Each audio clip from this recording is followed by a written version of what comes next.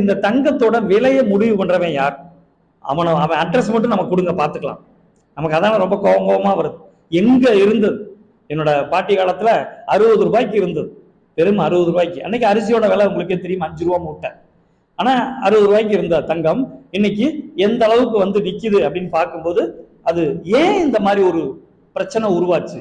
இந்த ஒரு உலோகத்திற்கு மட்டும், ஒரு இரும்புக்கு உருவாகல, ஒரு அலுமினியத்துக்கு உருவாகல, ஒரு வெள்ளிக்கு கூட அந்த அளவுக்கு உருவாகல. ஆனா இது மட்டும் ஏன் இப்படி உருவாச்சு? இதுக்கு பின்னாடி இருக்கக்கூடிய அந்த மர்மங்கள் என்ன, அல்லது யாரோட கையில போய் இப்படி மாற்றம் அடைஞ்சு அப்படின்னு பார்க்கும்போது, இன்னைக்கு வரைக்கும் லண்டன் புல்லியன் மார்க்கெட் அசோசியேஷன் சொல்லக்கூடிய லண்டன்ல இருக்கக்கூடிய ஒரு அந்த அமைப்பு மட்டும்தான் இன்னைக்கு வரைக்கும் இதோட ரேட்டை முடிவு பண்ணுது. இன்டர்நேஷனல் லெவல்ல ஒரு தங்கம் 1 கிராம் இவ்வளவுன்னு சொல்லி உங்களுடைய பங்கு மார்க்கெட்டா இருக்கட்டும், எல்லா விஷயங்கள்லையும் யார் தலையிட்டு இதை முடிவு பண்ண வைக்கிறா? இன்டர்நேஷனல் லெவல்ல இத்தனை கிராமுக்கு விற்கணும், இன்னைக்கு பங்கு மார்க்கெட்ல இதோட விலை எவ்வளவு, இதுல இவ்வளவு பேர் இன்வெஸ்ட் பண்ணியிருக்கான்.